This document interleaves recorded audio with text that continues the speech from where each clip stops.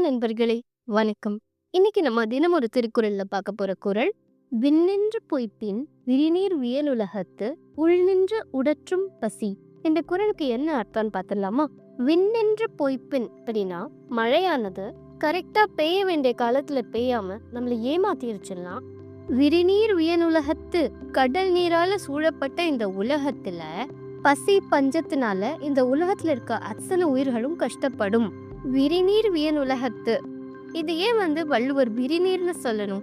சாதாரண கடல் நீர்னே கூட சொல்லிடலாமே. ஏன் சொல்லலைன்னா, விரிநீர் அப்படின்னா நல்லா பறந்து விரிந்து இருக்கிற இந்த உலகத்துல என்னதான் முக்காவாசி நீரால நிரப்பப்பட்டிருந்தா கூட அந்த நீரை வச்சு, அந்த கடல் நீரை வச்சு நம்மளால விவசாயம் பண்ண முடியாது, செடி கொடி மரங்கள் முளைக்காது. அதனால நம்மள மாதிரி மனிதர்களும் இன்னும் பல விலங்குகளும் இந்த உலகத்துல இருக்க அனைத்து ஜீவராசிகளுமே பசி பஞ்சம் பட்னில வாட்டி வதைக்கப்படும். இதுதான் வள்ளுவர் விண்ணின்று பொய்ப்பின் எரிநீர் வியனுலகத்து உள்நின்று உடற்றும் பசி அப்படின்னு அழகா மழையின் முக்கியத்துவத்தை நமக்கு எடுத்து உரைக்கிறாரு.